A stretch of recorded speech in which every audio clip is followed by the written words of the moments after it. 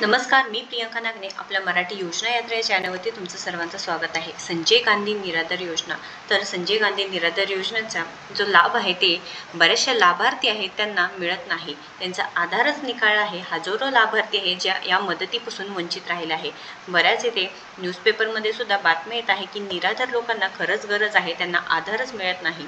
नुकतेच बच्चू कडूंनी आपल्यासाठी इथे आंदोलन पुकारले होते व आंदोलन राबविले होते, ज्यामध्ये 6,000 रुपये वाढ झाल्या पाहिजे दिव्यांगांना ही सुद्धा त्यांनी मागणी केली होती व विविध मागण्या त्यांनी केल्या होत्या. परंतु जो काही हप्ता आहे जून महिन्याचा असो किंवा पाठीमागील जे हप्ता आहे ते सुद्धा अद्याप जे निराधार योजनेअंतर्गत लाभार्थी आहे त्यांना मिळाले नाही. तांत्रिक अडचणींचा फटका मिळाला आहे. राज्यभरातील अनेक जिल्ह्यांमध्ये लाभार्थ्यांना गेल्या 4 ते 5 महिन्यांपासून दमडीही मिळाली नाही. बरेच जण तक्रार करत आहे, कमेंट करत आहे आपल्या व्हिडिओजवरती. त्यानंतर बरेच जणांनी मेसेजसुद्धा केले आहेत की आम्हाला निराधार योजनेचे पैसे मिळाले नाही. तर याबद्दल आपण संपूर्ण माहिती पाहणार आहोत, त्यामुळे शेवटपर्यंत व्हिडिओ नक्कीच बघायचा आहे. राज्यातील हजारो गरजू आणि निराधार नागरिकांसाठी आशेचा किरण असलेल्या संजय गांधी निराधार योजना सध्या स्वतःच निराधार झाल्याचं चित्र दिसत आहे. कारण आपण वेळोवेळी जे काही न्यूज पाहतो त्यामध्ये सुद्धा सांगितलं आहे की लाडकी बहीण योजनेसाठी जे विविध योजनांचं जे काही निधी आहे वळवला गेला आहे त्यामध्ये एक निराधार योजनेचा सुद्धा होता. इथे निराधार झाल्याचे चित्र दिसत आहे. नागपूरसह राज्यभरातील अनेक जिल्ह्यांमध्ये या योजनेतील लाभार्थ्यांना गेल्या 4 ते 5 महिन्यांपासून एक दमडीही मिळाली नाही. तरी ते डीबीटी प्रणालीमुळे तांत्रिक अडचणी येत आहे असे समोर आले आहे. तर प्रत्येक वेळेस सरकार सांगत आहे की डीबीटी करून घ्या किंवा जे निराधार आहे त्यांना पैसे मिळत नाही तर त्यांनी लिंक करून घ्या. तर शासनाने थेट लाभ हस्तांतरण करण्यासाठी डीबीटी प्रणाली लागू केल्यानंतर उद्भवलेल्या जे तांत्रिक अडचणींमुळे ही गंभीर परिस्थिती निर्माण झाली असून अनेक कुटुंब आर्थिक कोंडीत सापडली आहे.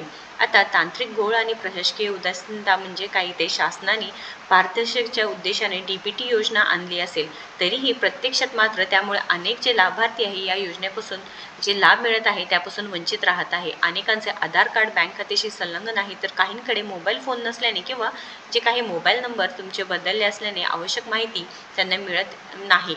या तांत्रिक बाबतीची पूर्तता न झाल्यामुळे हजारो लाभार्थी त्यांना पैसे जमा झाले नाही, त्यांच्या खात्यामध्ये पैसे जमाच होत नाहीत. तरी ते बरीचशी परिस्थिती गंभीर दिसत आहे. जास्तीत जास्त इथे 20% अधिक लोक आहे की त्यांना 4 ते 5 महिन्यांपासून या योजनेचे 1 रुपया सुद्धा मिळाले नाही.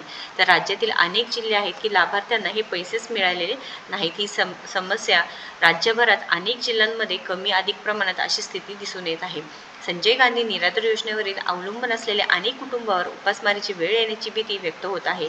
विशेषतः जे वयोवृद्ध आहेत, दिव्यांग आहेत, विधवा महिला आहेत ज्यांना या योजनेचा मोठा आधार वाटतो त्यांना बरेच दिवस झाले किंवा बरेच वेळेपासून या सर्वाधिक जो फटका आहे तो बसत आहे.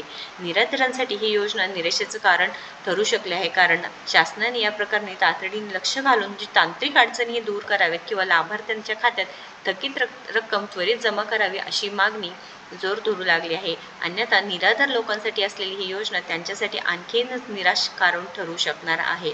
तर अतिशय महत्त्वपूर्ण माहिती आहे, कारण निराधारांना वेळोवेळी आपल्याला डीबीटी करून घ्या किंवा डीबीटी प्रणालीद्वारे आपल्याला पैसे मिळणार आहे हे सांगण्यात आले आहे. परंतु हे ज्या काही तांत्रिक अडचणी आहेत ते पहिल्यांदा सॉल्व्ह झाल्या पाहिजे आहेत. फक्त इथे पैसे वाढ झाले पाहिजे किंवा जे पैसे मिळणारच नाही त्यांचं काय करायचं हे सुद्धा प्रश्न सोडवले गेले पाहिजे आहे. महत्त्वपूर्ण माहिती आहे. नक्कीच या व्हिडिओला जास्तीत जास्त शेअर करा आणि अशाच महत्त्वपूर्ण माहितीसाठी आपल्या चॅनलला सबस्क्राईब करा. धन्यवाद.